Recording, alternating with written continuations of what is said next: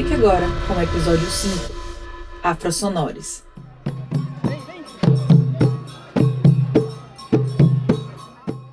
O Ministério Afrosonore adverte: para uma melhor experiência, use fones de ouvido. O podcast Afrosonores é idealizado pelo coletivo Cinema Negro Sonoro, com o objetivo de ser uma extensão do grupo de estudo desenvolvido no coletivo, cujo tema central é som e sonoridades a partir de uma escuta ancestral. Esta escuta vem sendo desenvolvida a partir da experiência do sentir.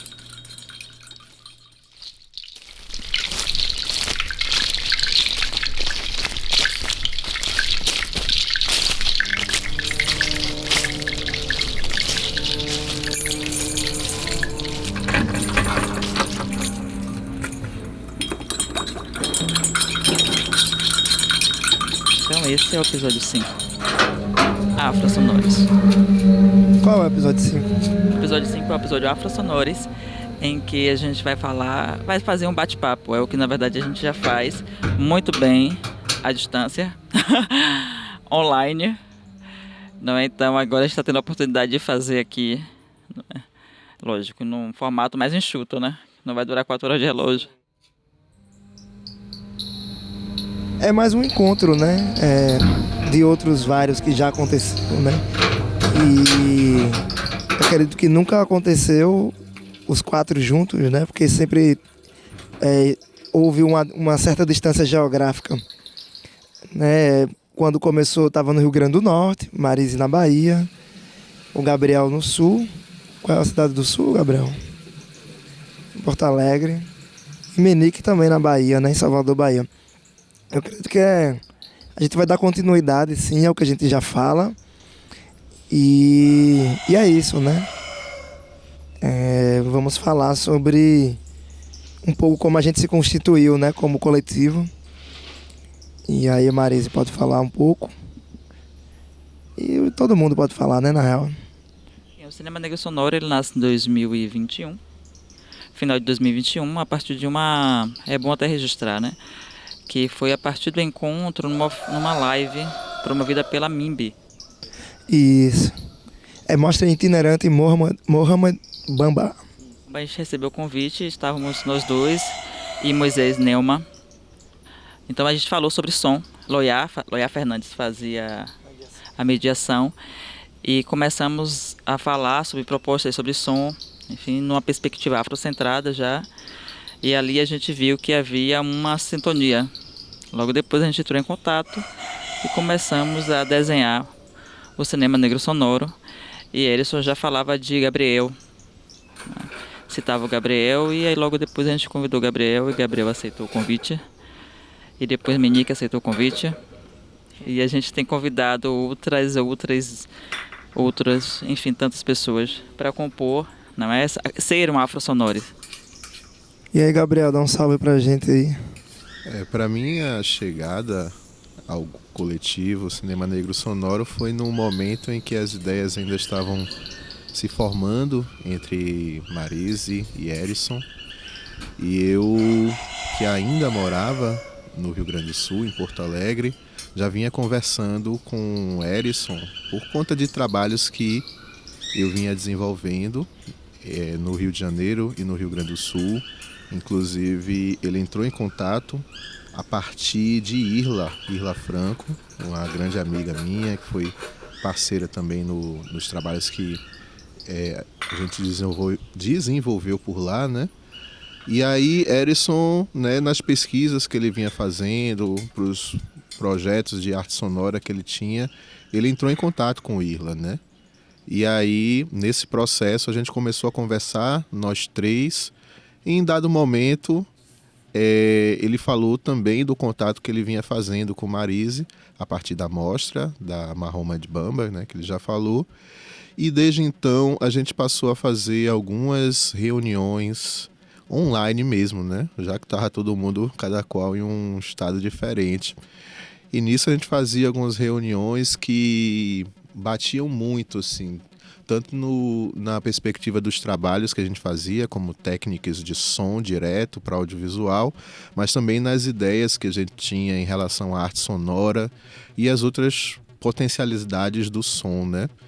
E também, tanto nessa perspectiva mais prática, né, do que a gente já fazia, mas também as ideias que a gente vinha pensando individualmente, né, sobre o que como tem sido a prática do som no audiovisual. E desde então a gente começou a compartilhar referenciais afrocentrados e aí começou a pensar muito nas dimensões do sentir atrelado às reflexões e às práticas, e daí em diante a gente começou a fritar em outros caminhos também, né? E aí vieram muitas possibilidades do que a gente poderia fazer.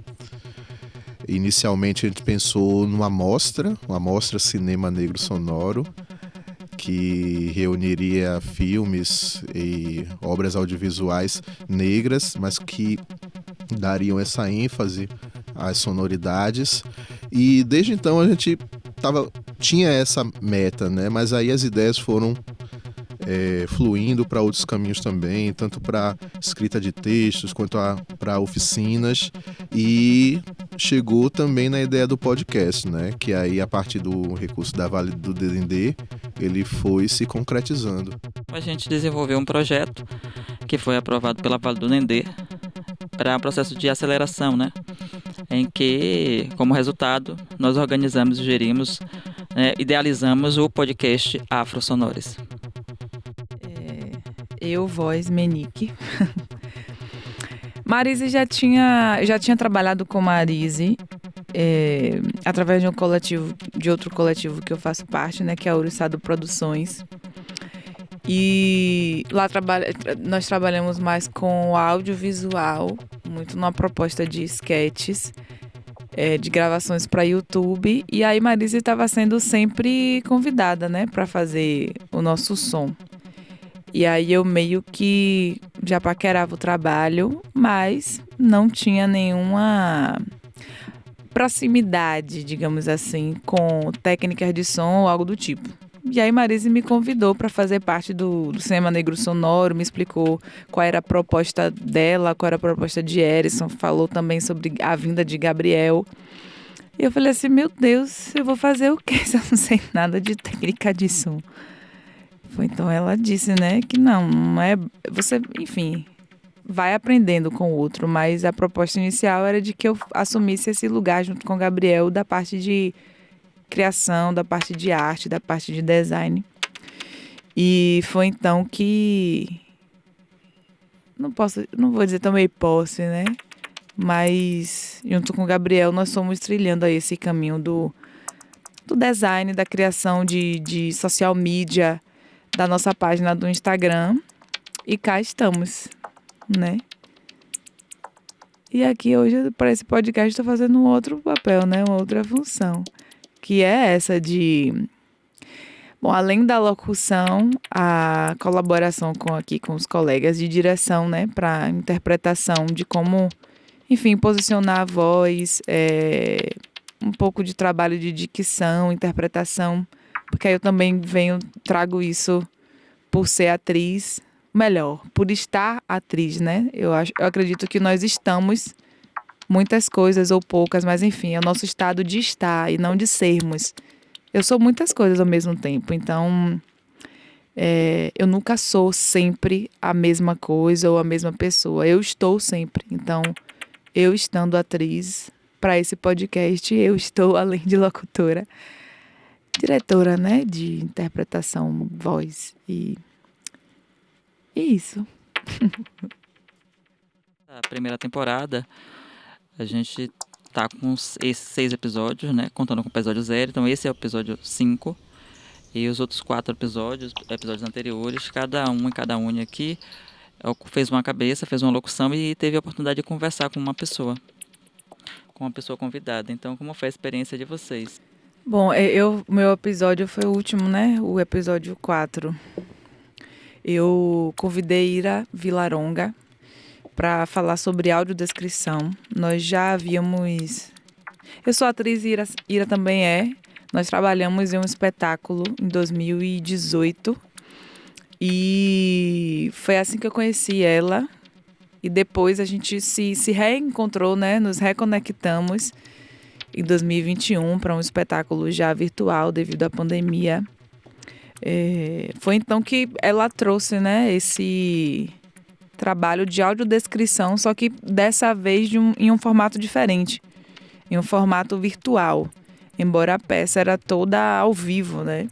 E aí convidei ela, tivemos esse insight para falar sobre a audiodescrição, que é o som, né, em outro formato, é um som em uma outra arte, tanto a arte do audiodescrever, quanto a arte no teatro, a arte no cinema, a arte do audiolivro. Ira traz muitos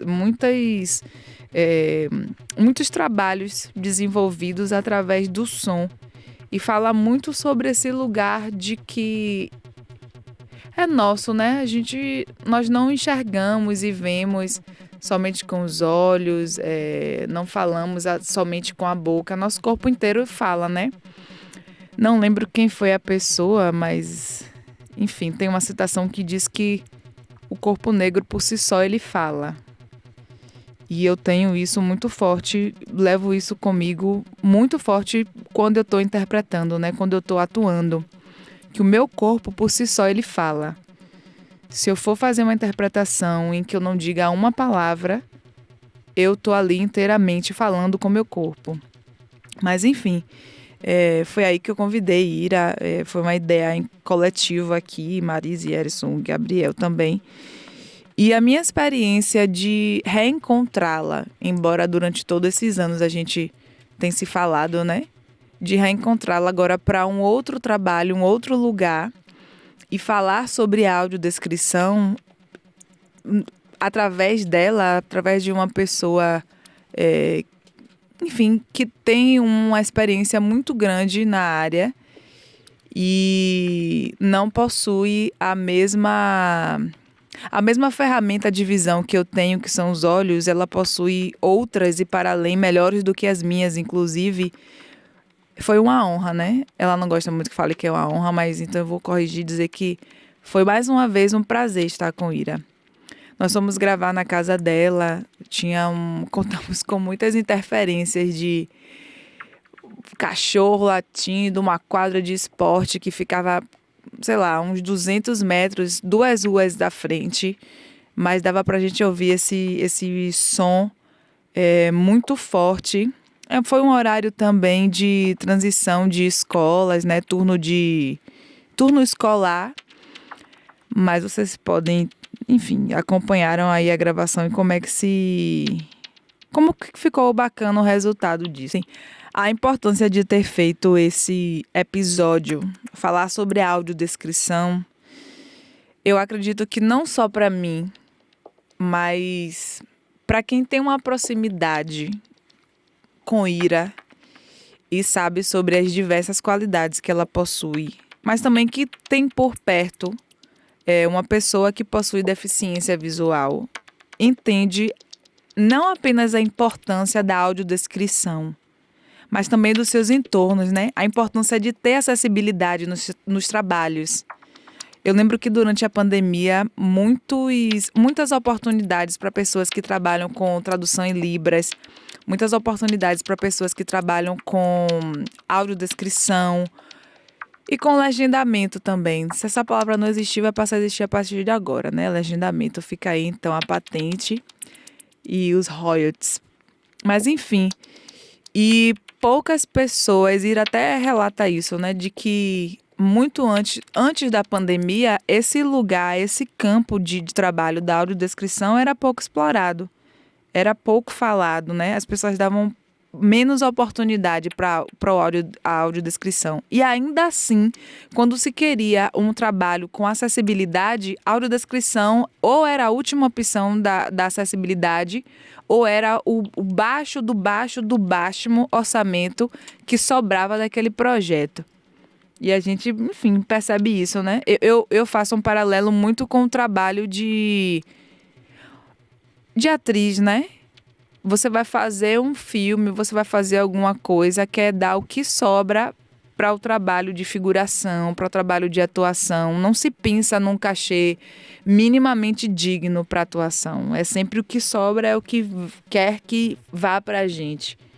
Então, isso é um retrato muito forte, infelizmente, da nossa relação da arte em outras áreas, né, em outros sonhos, em outros caminhos. A não valorização do nosso trabalho. E ela, que é uma pessoa que tem a atuação, a audiodescrição juntas, como fonte de criação, como fonte de renda, como fonte de trabalho, percebe muito mais forte isso. Por 38 centímetros de largura.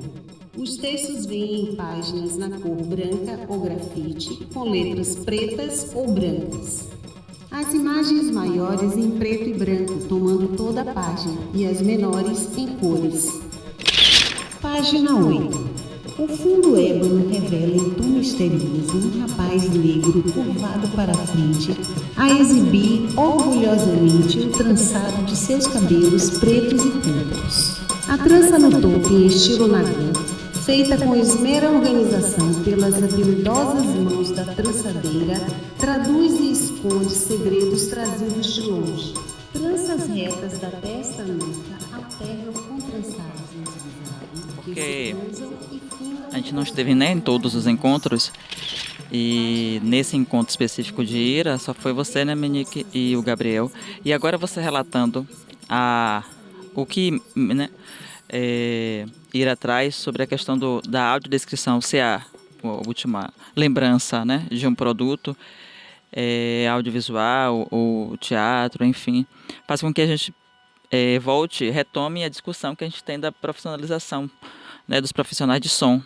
E como o mercado também, né, secundariza os profissionais de som, porque acaba sendo um reflexo do que acontece com o áudio, por exemplo, no audiovisual. É um ponto que a gente discute, não é isso?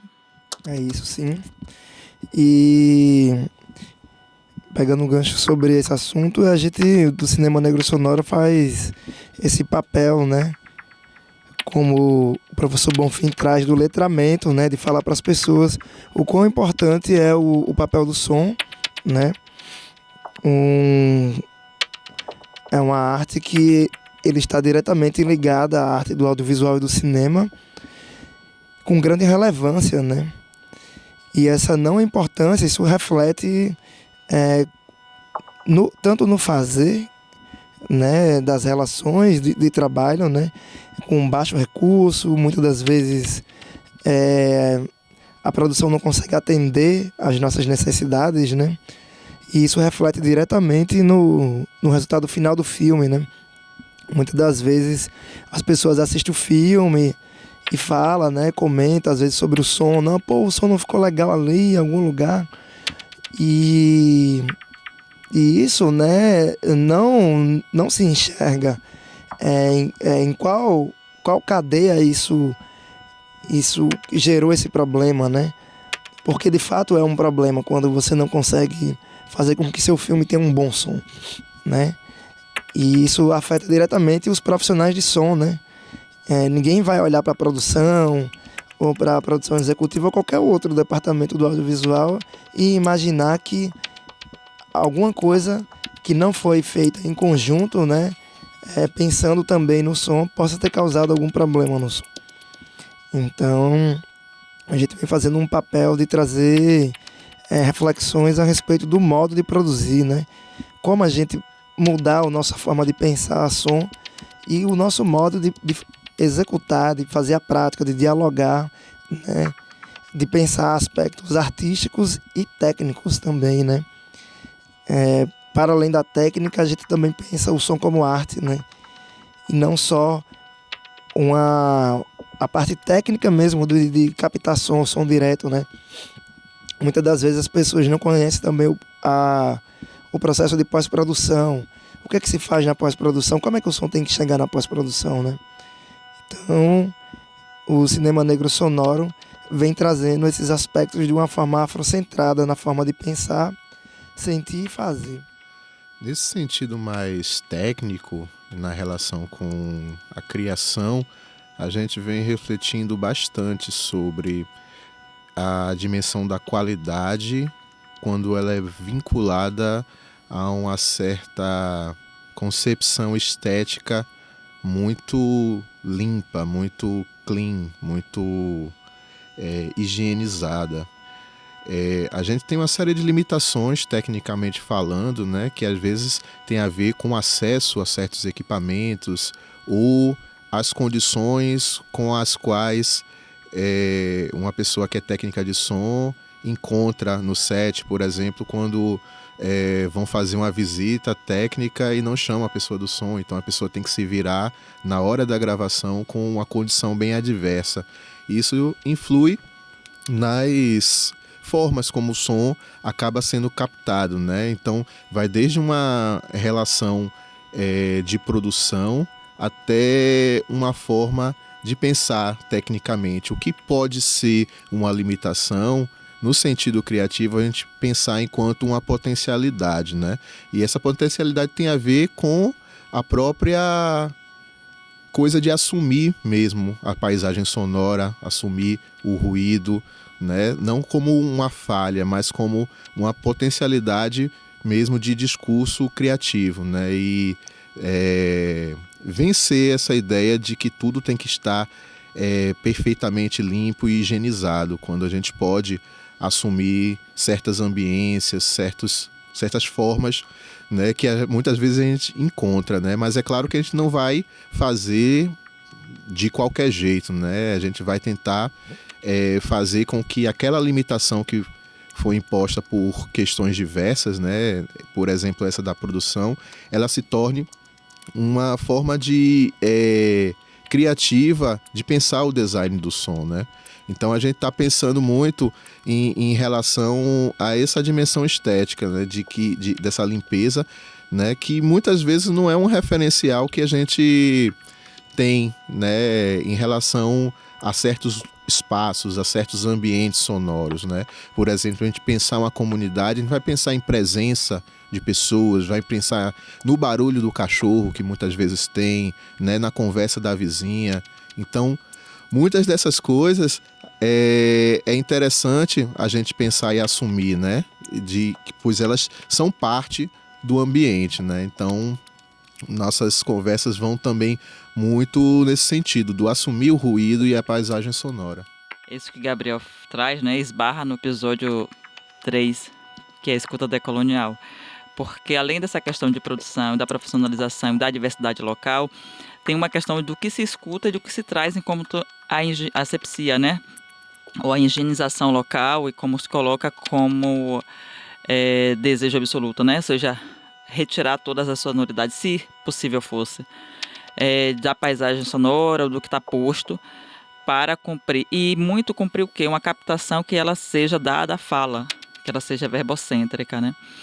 E que a palavra, neste sentido, ela ganhe mais exatidão. Então, assim, o cinema, ele vem se tornando, né, dentro dessa ocidentalização, verbocêntrico e aí como rediscutir a sonoridade, e é a partir de uma perspectiva, da afroperspectiva, melhor dizendo, compreendendo e revisitando nossas concepções sobre sonoridade.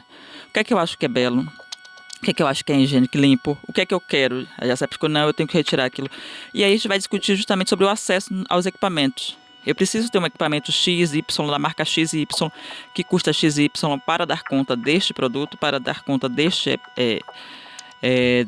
filme, deste podcast. Então é aí que a gente vai até se desafiar no próprio processo do podcast, né? Quando a gente vai utilizar microfones e escolher os microfones, ou quando a gente utiliza um gravador binaural, ou quando nós utilizamos gravadores diferentes, microfones diferentes em cada episódio, justamente para trabalhar em cima do processo de experimentação. E isso que a gente acaba também trazendo no episódio com o Bonfim. E é o que Erison trouxe da questão do letramento, né? Quando ele recobra o professor Carlos Bonfim, nessa questão do letramento, que isso, rediscutir ou discutir sobre a escuta decolonial está atrelado a um letramento da escuta. Não é?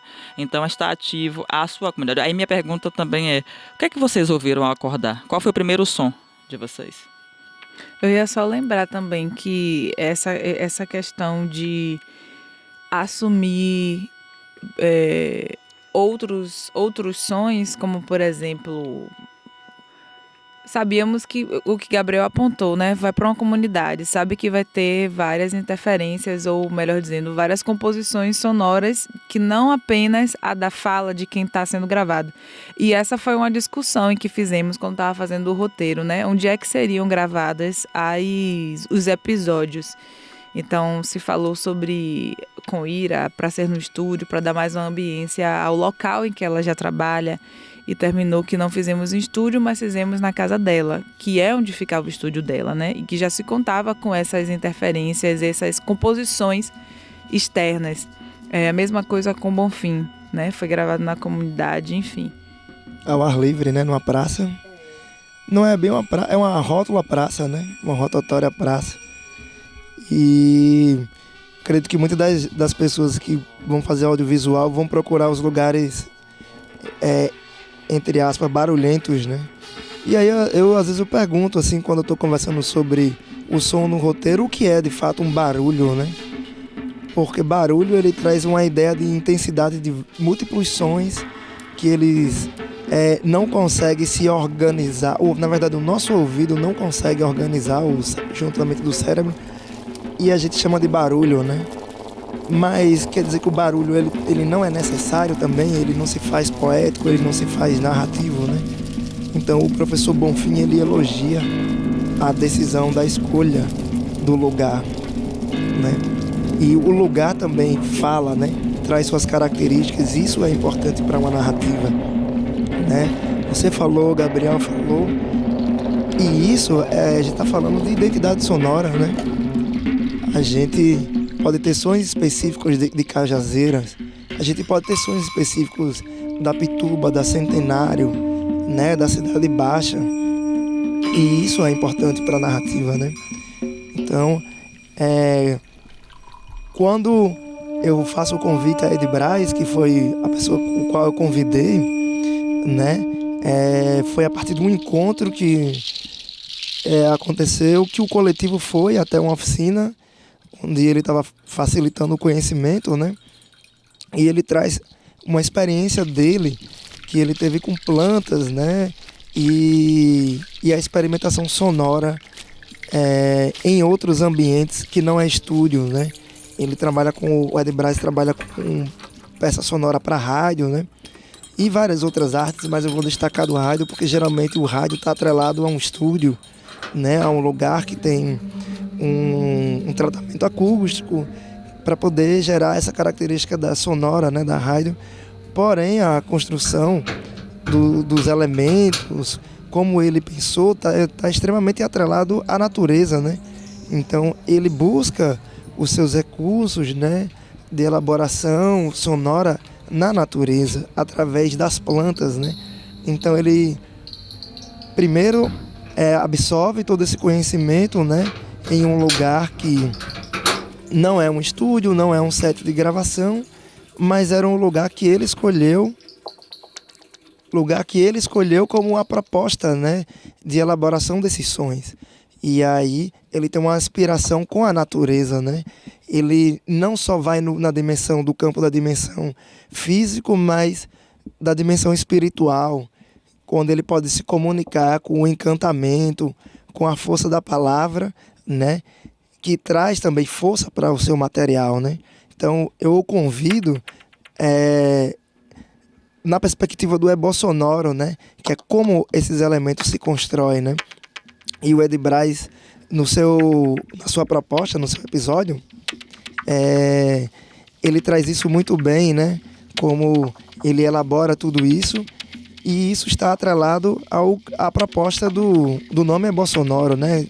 De como ele constrói, como ele pensa e que espaço é esse, que lugar é esse, é de construção. Não, eu já aproveitando aqui também, pensei assim, que enquanto o Carlos Bonfim, né, a gente entrevistou numa praça, que é a Praça Rotatória na Cajazeira 5, com o Ed Braz já foi em estúdio, mas de uma forma mais intencional, né, para a gente entender a dinâmica e como, qual a diferença, né, ou sentir, na verdade, né, já que a gente está o tempo todo atrelado. A ideia do coletivo sonoro é trazer o sentir, pensar e fazer. Então que a sensação ela prevaleça e atue diretamente com o corpo, que é o que Menique começou falando aqui, né, Menique? Como foi, Gabriel, para você a entrevista com Luciana, que foi em um espaço único também, que teve essas interferências que você citou? Sim, teve uma série de interferências, inclusive que eu acho muito bonitas, né? Teve muita cigarra, muito pássaro. Foi um momento bem bonito, né? A gravação aconteceu num terreiro, né? Um Ilê, Axé Lajuomim, né? Que abriu as portas para essa entrevista que a gente marcou, que aconteceu no episódio 1, mas também foi o lugar que recebeu para a exibição do filme de Luciano, né? Então, a gente conversou bastante sobre a importância desse espaço, de acontecer ali aquela sessão e aquela entrevista, né? E como o espaço está de muitas formas vinculada ao corpo. Na entrevista, Luciana colocou muito sobre a dimensão do corpo para o trabalho dela, da condição de ser mulher também no processo de fazer os filmes e como os filmes dela envolvem uma relação com os ambientes, né? Então, no filme Espelho, ela falava muito sobre como os elementos sonoros de mar, de mangue, o vento, as águas estavam contribuindo para a narrativa para além da necessidade de uma fala, né? Acho que o que mais se aproximou de uma fala no filme dela foi um grito, né? Então foi uma expressão vocal, mas não necessariamente verbal. E isso tinha um vínculo muito forte com a dimensão do sentir, que a gente vem falando de maneira conectada, de uma forma em que existe uma unicidade, né, entre o sentir, pensar e o fazer, né? Então, para o cinema de Luciana e para as reflexões e práticas que a gente vem fazendo, o corpo é o lugar onde esse sentir, pensar e fazer é único, é uma coisa só. É uma forma de expressar a nossa palavra, seja a partir de som, seja a partir de gesto, seja a partir do fazer, do alimento, né? Aí você já coloca a dimensão do paladar, do cheiro, dos outros sentidos. E nesse sentido, o corpo, ele integra bem forte o episódio sobre o qual eu falei, que é o Ryokan, que ele trabalha muito essa dimensão de uma racionalidade que ela é baseada nos referenciais negro-africanos. Então, a racionalidade que coloca o coração, o Okan e o Ori, né, a cabeça, a mente, numa relação de produção de saber, de inteligência, de conhecimento, em que está tudo atrelado. E, de certa forma, é uma perspectiva que está na fala de Luciana, né? Quando ela se coloca como uma diretora intuitiva, ela, de certa forma, de muitas formas, está acionando essa inteligência.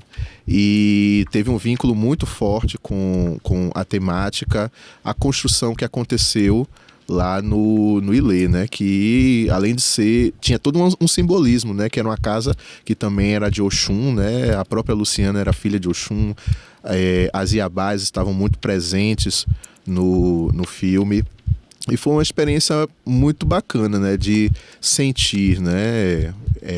De uma maneira muito ampla, né? Até porque a entrevista, ela teve toda uma participação de outras pessoas, foi uma roda de conversa, né? Eu fiz uma mediação, mas as pessoas que já estavam lá, elas fizeram as suas perguntas anteriormente e no decorrer da entrevista. Então, foi um processo que não aconteceu de uma forma exclusivista, né? Entre entrevistador e entrevistado, né? Tinha até romper um pouco dessa coisa separada, segregacionista, e envolveu outras pessoas, outras corporeidades e as formas que essas pessoas sentiram, né? Então foi uma experiência que foi muito baseada no sentir, né? De como o filme e como as sonoridades dos filmes, desse filme dela mais especificamente, afetam as pessoas, né? Então foi um momento de axé muito forte, muito bonito.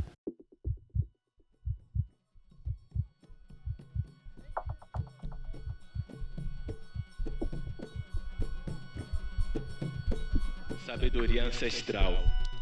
Com a visão ocidental, não acessaremos a sabedoria ancestral, semeada pelos nossos antepassados, que construíram nosso legado, e até hoje não foi apagado. Desde grandes pirâmides a humildes artefatos, desde a medicina à administração de escravos, desenvolvemos a escrita, a matemática e a rota de comércio. Construímos nossos impérios e reinados. A primeira civilização é nosso legado. A primeira universidade é nosso legado. O descobrimento do relógio é nosso legado. Mas no Brasil, só aprendemos que fomos escravos. E todo esse legado é negado. E toda essa identidade é negligenciada. Nem sonhar que um dia os negros viveram reinado é possível com a visão do Estado, empurrando livros didáticos analisados e aprovados pela academia eurocêntrica. Mas estarei aqui constantemente para exaltar o continente africano. Somos abundantes em ouro. E agora a gente, além da produção do podcast, tem pensado na produtora, nossa constituição enquanto produtora de áudio. E aí trabalhando essas várias dimensões, né, do audiovisual a outras possibilidades. Porque a gente desmembrou a definição do cinema negro sonoro, que, enfim, eu sou puxa-saco, eu acho aquela definição linda, não é? Foi uma tarde inteira para ela sair. É tudo muito conceitual, muito profundo. Foi um evento astrosônico, né? Para aquela... Afrossônica. Afrossônico, para aquela... definição, Erison. Para que ela surgisse assim no universo. E essa relação, porque aí a gente coloca lá encruzilhada, não é? Cadê? Tem alguém que está com a pesca aí, que, gente, é incrível essa definição. Que a gente fala que o cinema negro sonoro é uma encruzilhada. E aí o nosso primeiro episódio, que é o episódio 0, se chama Encruzilhada. Aí logo depois a gente vem falar sobre a ideia de sentir, pensar e fazer. Então é quando a gente vem com Oriocan. Aí a gente vai falando sobre o ebó sonoro, nessa relação ainda do sentido, mesclada a arte sonora, da rádio sonora e de tudo isso que ele também colocou. E aí a gente traz o ebó sonoro como segundo episódio. O terceiro como escuta, que é essa escuta, agora foi decolonial, mas dando continuidade ao podcast, a gente quer entrar na escuta ancestral, que é a que a gente vem estudando, né, para reativar a partir do sentido, pensar e fazer, a partir do respeito ao Uri, a partir dessas conexões estabelecidas e a partir do ebó, né? E logo depois, pensando que a produtora, que é como o Gabriel também já apresentou, né, que a gente está tentando agora impulsionar, que vai oferecer outros serviços, e aí a gente se pega o que é o audiodescrição. E é quando você convida Ira Vilaronga para dar o show que ela deu no episódio e para que a gente possa aprender um pouco mais, né, sobre o desafio da audiodescrição e como a produtora Afro Sonores possa oferecer também esse serviço. Além do serviço de podcast e outros segmentos sonoros, né? Audiolivro, audiobook, né? Pós-produção, com parcerias também com o Matheus aqui do Punk Hazard, né? Que tá fortalecendo a gente aqui com a produção em estúdio, né? Com dublagem. E um outro serviço bem importante é as consultorias para trabalhos sonoros, né? Relacionado às sonoridades, né? A direção de som, que é um departamento ainda não muito conhecido no meio das produções, e que a gente possa estar criando também, fomentando oficinas para deixar nossa palavra, né? Nossa voz, né? Com o objetivo de expandir o conhecimento das diversas formas de pensar som, né? A direção de som é um lugar, né, de pensar som. É muito... A gente lê roteiro, mas não escuta o roteiro, né? Então, se quiser saber mais desse assunto, vocês fiquem ligados aí com os afrosonores, que logo menos sai algo relacionado a esse tipo de conhecimento. Bom, então encerramos aqui com esse 5º episódio o nosso podcast do Cinema Negro Sonoro.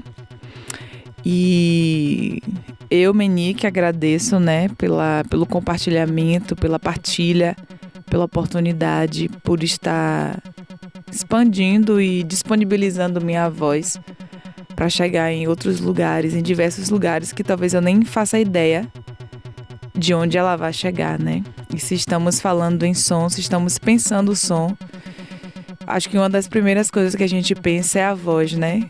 Afinal, o que é que o bebê sinaliza que vem ao mundo quando ele nasce, se não o choro? Bom, fica aí a reflexão. Inclusive, se você está ouvindo o episódio 5, primeiro do que os anteriores, recomendamos ouvir os outros antes, né? Para que você até se familiarize e entenda algumas das coisas que nós falamos aqui. E o Ministério do Som adverte: esse episódio contém spoilers. Obrigada, gente. Passo a bola aí para Marise, Erison e Gabriel. Primeiramente agradecer, né, aos ancestrais a possibilidade de existir, né, e de estar aqui, né, utilizando do som para se comunicar, né, que é a voz, e estar com pessoas incríveis, né, que encontrei na encruzilhada da vida e das possibilidades de estar trabalhando, de estar pensando, de estar vivenciando esse universo sonoro, né?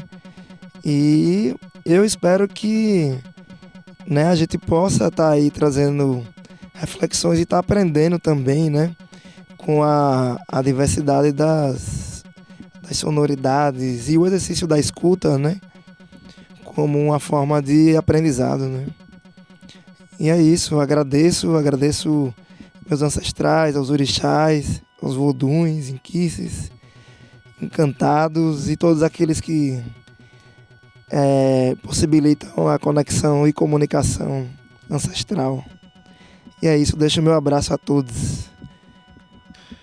Eu agradeço a guiança que vem nos guiando, que vem nos fortalecendo, que vem nos nutrindo, que vem soprando em nossos ouvidos as dicas que a gente precisa ouvir, né, para se fortalecer nos encontros, nos desencontros e nos desafios que essa vida nos propõe para a gente superar mesmo, que é assim que a gente se fortalece.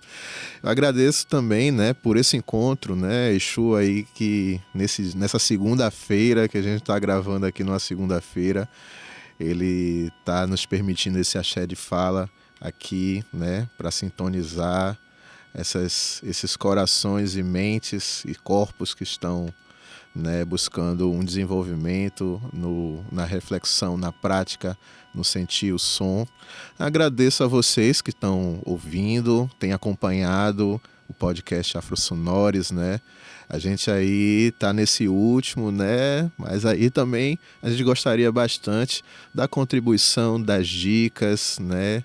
Dos áudios que vocês tenham aí guardados nas suas caixinhas, para de repente a gente explorar, né? Explorar assim no bom sentido, né?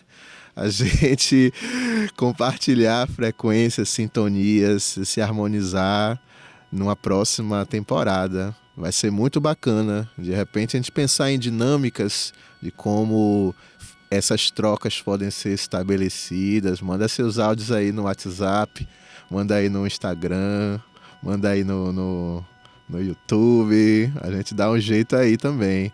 E é massa também que esses áudios podem vir com, né, timbres, paisagens e barulhos outros, né? A gente gosta de barulho aqui, a gente quer embolar tudo nesse Ebó Sonoro, então chega junto aí, comenta aí nas nossas redes sociais, Ebó Sonoro, né? Pede aí a segunda temporada que a gente tá aí na estiga de fazer também. E é isso, valeu aí por estar acompanhando. E vamos embora, vamos trocar mais. Sejam afrosonores você também. É nóis. Jogou. Eu acho que meus parceiros já disseram bastante assim nesse sentido. Finalizando, né? Eu sou realmente o Marise Urbano e agradeço a todos pela escuta, pela parceria, pela troca. Agradeço principalmente Exu, Laro Exu, Exu Amujubá. Agradeço porque a gente sabe que foi ele que realmente nos trouxe até aqui a partir da relação das encruzilhadas e é ele que está mantendo o cinema negro sonoro, isso a gente não tem dúvidas. Então agradeço toda a ancestralidade porque acredito que eu continuo fazendo o som e caminho nela porque essa ancestralidade permite. né? E que assim a gente possa permanecer mantendo os pés firmes no chão, assentados, não é? E a Uri bem sempre atento e a escuta atenta. Sigam a gente, @Cinema Negro Sonoro no Instagram, aqui também no podcast, vai estar em todas as outras plataformas para você que está ouvindo nessa. Pode procurar que mais se aproxima da sua realidade auditiva e espacial conectada. Um abraço, gente. Muito obrigada por nos acompanhar até aqui. Escutem os demais episódios. Um beijo.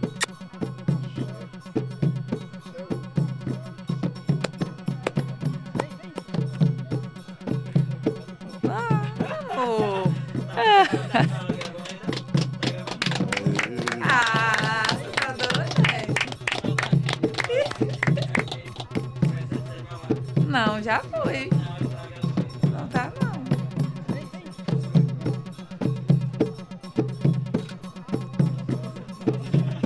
Gravar o quê? As palmas?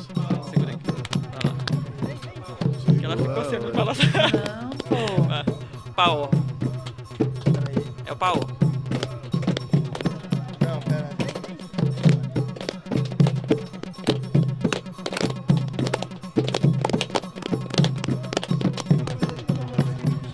Ah, então vai. Então vai.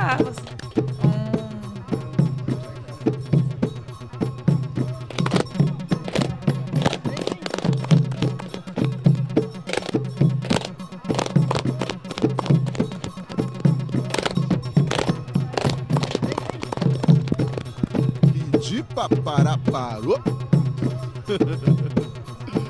Créditos. Produção executiva, Marise Urbano. Diretora de produção, Tulane Nascimento. Produtores, Aline Gomes e Pedro Costa. Videomaker, Midi Alves. Direção de locução, Menique Marla. Locução, Gabriel Muniz. Erison Pedro. Marise Urbano. Menique Marla. Convidades, Ed Braz Brasil. Carlos Bonfim. Luciana Oliveira. Ira Vilaronga. Pesquisa, Gabriel Muniz. Erison Pedro. Marise Urbano. Menique Marla. Roteiro, Gabriel Muniz. Erison Pedro. Marise Urbano. Menique Marla. Direção de som, Gabriel Muniz. Erison Pedro e Marise Urbano. Técnico e técnica de som direto, Gabriel Muniz, Erison Pedro e Marise Urbano. Mixagem, Gabriel Muniz, Erison Pedro, Marise Urbano. Arte sonora, Gabriel Muniz. Estúdio, Punk Hazard.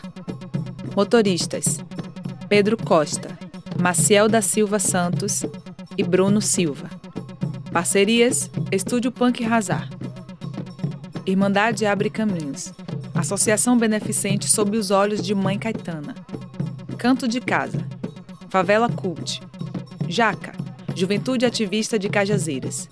Jay Silva. Lucas Brasil. Matheus Aragão. Ileaxé Lajuomim. Poeta Revolução. Cairo Costa. Realização, Girapomba Produções e Cinema Negro Sonoro. Apoio financeiro, Vale do Dendê.